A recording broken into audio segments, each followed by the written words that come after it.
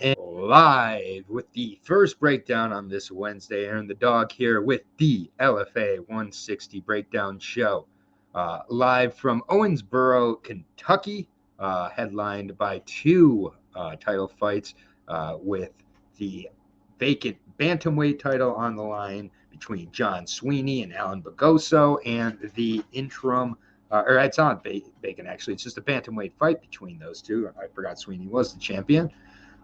And a interim fight between Dylan Butka, Mindless Hulk, and Azamat Buyakev. Also, a few other prospects on here. Pretty good card from Kentucky. LFA has been killing all year, so why would we not continue here? So we're gonna go ahead and hop in. This won't be a super long breakdown. Just checking to see if my book currently has it or if we're going with best fight odds. So let me just check real quick. Sometimes the odds get up a little bit later, and then we'll get started. But going to be live with just my 2 cents at 5 o'clock in about 45 minutes for the UFC show. Also check out Addicted to Combat. I was on there with Patrick last night. And no odds currently on the book, so we are going with best fight odds for the LFA right now. But covering the main card as always, a few dogs I do like quite a bit on this card, so I'll try to make it as clear as possible who I will be betting when the lines are available. Fight I'm not going to be betting. Don't have much interest in it, nor is there a line currently available, but you're probably going to be paying a pretty penny for Eileen Perea, sister of obviously Alex Perea, taking on Tiny Tank Chelsea Connor, 32 years old, 5 foot tall, hasn't fought in quite a while, 1-2, 32 years old, as I said, Fightopia MMA. Last fought in 2018 with King of the Cage, where she fought all 3 of her pro fights, going 1-2 over there. Against Cynthia Arceo, she lost by a decision to her. Yes, sir, Upheaval, you know what's up. You are here for that LFA shmoney. Good to have you here. Primarily a grappler. She's going to look to take this to the ground. I don't think she's going to be looking to stand with Eileen Perea. Eileen Perea, primarily a Muay Thai fighter, kickboxer, trains with Teixeira, 5'9", going to be much taller, should be able to keep a distance, not going against a kickboxer here like Helen Peralta. Props to anybody who hit there. But we don't really have super good answers as to her grappling. I'm probably going to be paying a pretty price on it as well. So I'll take Eileen Perea, but she's got to show it to me before I'm even thinking about betting it. 0-1 versus 1-2 to start out the main card. Next fight, heavyweight fight. I like this fight a lot. This is a good LFA fight, heavyweight fight in my opinion. Aaron Bush, 5-1 out of Ohio, 30 years old, taking on the 30-year-old, much taller, 6'6", I believe he is, an 80-inch reach in Cameron Kinzig. Very much a class of styles here. Cameron Kinzig has an amateur win over Dylan Butka, the middleweight contender Dylan Butka. Dylan looked about the same size in that fight with Cameron. Gave it his all, but I'll give Cameron some credit. He got Dylan's back towards the 3rd round. Kind of an issue that Dylan's had in some of his fights in his career, that he does slow down with that pace he keeps. But Cameron Kinzig, he's out of a martial arts center. He's more of a kickboxer, I would say. Really likes using his kicks, likes establishing distance as well. He has good defensive grappling, really very tall, sprawls out very well, tough to take down as well. But he has been taken down in one of his fights with Jacob Heavlin. Not a great guy with B2 there. Got him down a couple times actually before he kind of just gassed out. Looks like he can be caught at times, but does have good recovery as well. Good power to knockouts as well.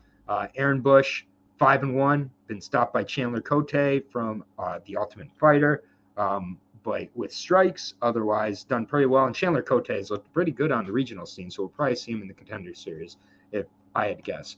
But other than that, done pretty well against pretty low levels of competition. His last fight was against Kelvin Fitayo, who at least had experience with 28 fights in his career, but just hasn't faced a great level of competition, beating Chris Beal, knocking him out, primarily going to the wrestling, though, for the most part, but does have decent knockout power as well, good punches.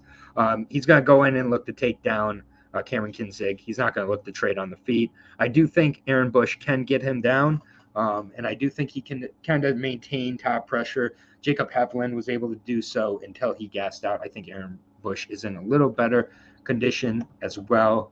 Hasn't fought since last April. Was supposed to fight Austin Green in September of last year. That fell through. But yeah, I like Aaron Bush in this spot here, and he is currently an underdog as I've found it at plus 120. So I think that matchup-wise, he matches up pretty good with Cameron. If Cameron's able to stuff those takedowns early, Cameron's going to have a very good time, I think, in this fight, be able to establish the distance. But I'll take the shot on the dog, wrestling dog, and Aaron Bush here, plus 120. About a 6-inch reach, or about an 8-inch reach disadvantage, though. So could be an issue for Bush. Good heavyweight fight here. I'd like that Bush comes in around the 245 range as well. Kinzig closer to 265. Next fight, pretty classic young prospect versus an old journeyman, as they call it. 2 cents. I'll see you in a little bit here, my friend. But Michael Roberts taking on Josiah Harrow here. Josiah Harrow expected to go in there and get a knockout, if I'm being honest here. Fought his last fight at 170, however, the muscle hamster. But, I think that at the same point he was trying to stay, pretty active. He's actually fought his last couple at 155, or his last fight at 155. So he came down his last fight against Tracy Reeder.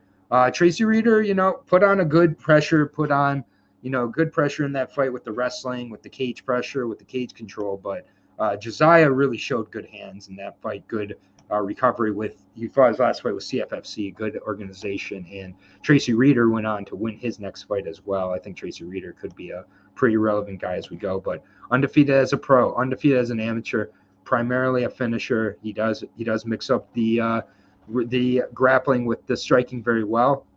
I think in this fight against Michael Roberts, he's going to look to strike. I think he gets a KO. He's got 3 KOs and 3 subs. Michael Roberts, 9-8-1. He's 35 years old. Derby City MMA, hasn't fought since last December. Did go to a decision against Diedrich Sanders, a 5-3 fighter. So has been able to make it to the bell.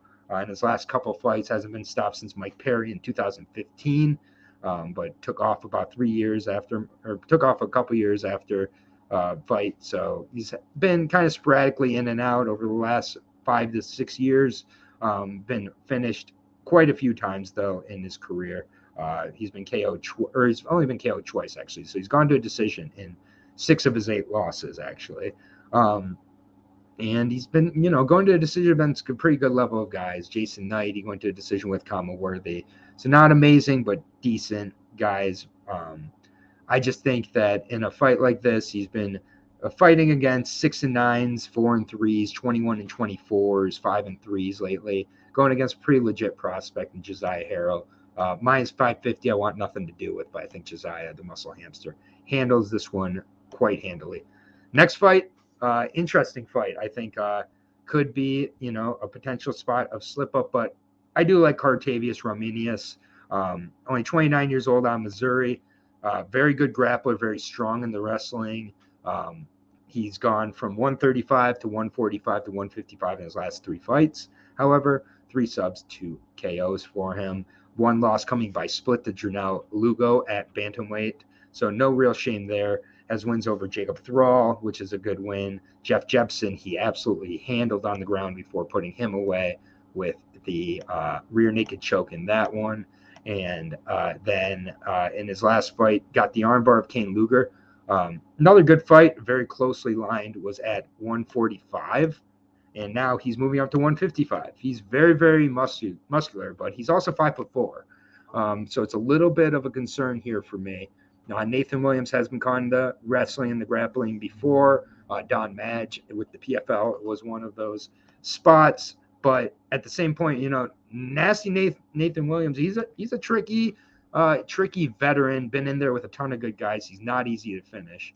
He's been, he was finished his last fight against Christian Lozen with the ground and pound, very good grappler there. And Don Madge with the rear naked choke. Lost to Damir Ferhatbagovic as well, another very good guy. Was controlled by Carl Deaton a couple times, however. and then rear naked choked by Ken Beverly. So I do think when his opponents have plus grappling, they are able to exploit it. I would say Cortavius Rominius is plus grappling.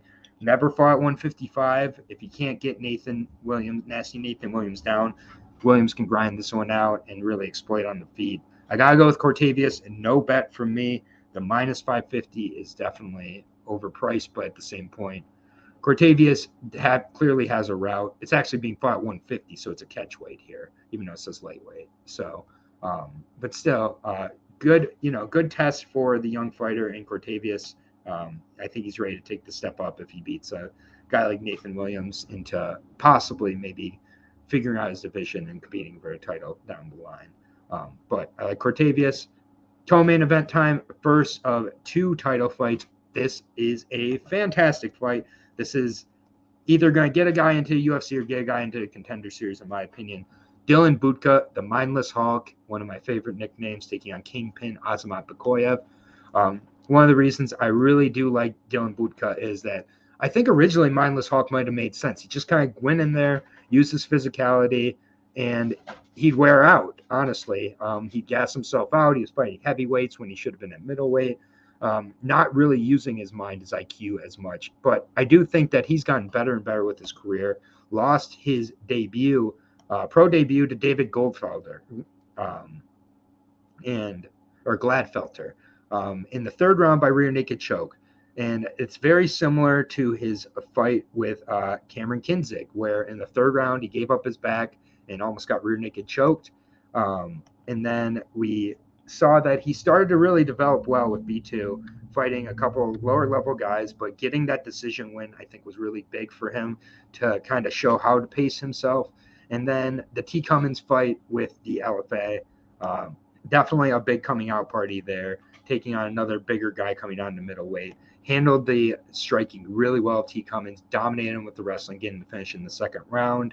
Went over and did some grappling as well. Then took on Liddell Poeg, another very high prospect, only a 2-0, but very good, well-rounded, especially on the feet. And Dylan Butka, relentless with the grappling and wrestling again. Eliminated the reach as well and just looked really, really good in controlling his opponent and pacing himself. Same with Wes Schultz, a tricky grappler as well as is a longer guy, is a tricky guy, also longer for the division, and 6'2" and a 77-inch reach, and everything like that. And he looked really good in that fight, and that was a guy in Wes Schultz who went on to get a submission after Dylan Butka relatively quickly back in May. So I really like the skills of Butka, man. I'm a huge Butka fan. I think he has real potential as he goes on. His striking to set up his grappling is good, but still the part of his game I think he could work on. I think against a guy like Azamat Bakoyev, 27 years old, fights similarly, but pretty well-rounded guy. Likes to eventually work the fight to the ground, and I do think that one of the worries definitely is, him kind of outlasting, scrambling, getting to the back.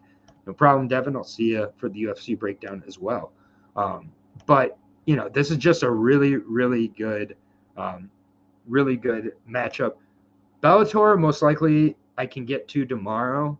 PFL, I'll put in the community picks as always. I'm not doing PFL videos anymore. So I'll put my PFL picks in the community tab. But yeah, Bellator, I should be able to get to tomorrow. I just have started back up with school, so I'm still working on the schedule here. But yeah, I should be able to get to Bellator tomorrow. So yeah, Azamat, though, faced a much better level of competition. However, he hasn't beaten those levels of competition. When he's taken those steps up, he has lost a couple of close split decisions over with ACA over in Russia. Got scarf holed by a very good Polish grappler as well. But his wins, they're overs. 0-0. 10-3 was his second win, which is great. 1-0, 0-1, 0-1, 0-0, 2-2, 4-0, 6-1, 0-0, 3-1. 12-3 Chris Honeycutt, which is a pretty similar type of opponent to Butka. I think Butka has potential to be much better. 3-0, 0-0, and then Renato Vellante, even in his LFA debut, 9-5, primarily a striker. I think that Bakoyev is good. I don't think he's amazing or great. There's nothing about that performance that led me to believe that Butka is not live here, especially at the odds of plus 240. I am taking a bet on Dylan Butka in this fight. I think he has finishing ability. I also think he can win a closely contested decision. I think physically he's very, very live in this fight as well. Butka very good as well. 27 years old, still very young in his career. Butka, 23 years old. I'm telling you, man, this is a fight that who comes out of it is going to get a big shot, I think, with the Contender Series after this at minimum. So I got Dylan Butka. I'm betting him at plus 240. The second it becomes available, I suggest that you do the same. I like Dylan Butka to get this done by decision, but I think that the finishing equity is there as well. Really good fight. Good main event as well here. Bantamweight title on the line. John Sweeney, who won it in his last fight with a very impressive unanimous decision win over Ari Farias, a Brazilian grappler. Not quite as explosive with the feet as his opponent today, Alan Bagoso, but Alan Bagoso, also a good grappler out of Brazil. Very well-rounded team alpha male versus upstate karate. John Hollywood Sweeney versus Alan Mini Bagoso. I like Alan Bagoso a lot. Had a very, good competitive fight with Farid Basharat on the Contender Series. Farid Basharat just a little too technical, long and patient in that fight. The fight with Richard Palencia a couple fights ago definitely led, me to have a little bit of trouble here in fully trusting Bagoso, because it does seem in his losses when his opponent's able to establish distance and movement, particularly with the leg kicks, Bagoso has trouble closing him down that distance, and also a little bit of volume issues at times. He's kind of over-relying on the power, and he will at times just, pretty much not use the grappling. He's got 3 wins by KO, 3 wins by sub. His last sub win, the guillotine choke in his UFC or LFA debut, I should say. Had a really nice jumping switch knee on Paris Stanford a couple fights ago as well. Really explosive. John Sweeney, to me, is not as explosive, but just much more steady. He's more technical. He's a patient fighter as well. He really can frustrate his opponents. You can tell he trains with Wonder Boy, really uses the kicks to keep the distance, uses volume well as well. Coming off of 2 split decisions prior to the Ari Farias fight with Ricardo Diaz and Cole Smith. Both of those fights, he kept them very competitive, but I thought they were both clearly for John Sweeney. So sometimes I think that judges have trouble understanding what they're seeing. Knocked out Dre Miley pretty quickly as well back in that fight. Was knocked out by Cody Durden back in 2020, however. Was knocked out by Phil Capacara as well back in 2019. So he's been knocked out a couple times in his career. Bagoso's live with the fist, but I do think Sweeney has kind of established more and more its rhythm as he's gone here. I will be interested to see the official reaches. I think the reach might be a little different than this, but either way, 20 and 27, these guys are both in their prime. I do think that this is a very, very close fight. I think that Sweeney's going to just edge out a little bit. I think he's got the better cardio. I think he's got the better volume. I think on the feet, he does have the advantages. And grappling wise, I don't see Bagoso selling out for the grappling to win this in a 5-round fight. So I'm going to go with John Sweeney here. I think Bagoso very tempting, but minus 175 John Sweeney. I'm going to probably pass on it overall from a betting side, but might get him involved a little bit, maybe with like a Contavious Rominius and Josiah Harrow as my favorites parlay for the fights. But going through, I got Eileen Perea, I guess.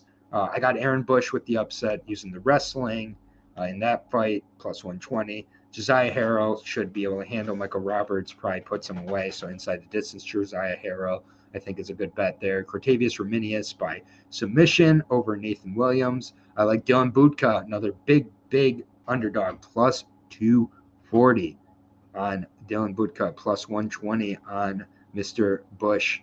I like those two guys as my primary underdogs. And then John Sweeney, I like in the main event over Alan Bagoso, but that is a fight that as the week goes on, I might be considering Goso more and more. That's going to do it for the LFA show. Quick little 20-minute show. We'll be back with just my 2 cents in about 20 minutes for the UFC breakdown show.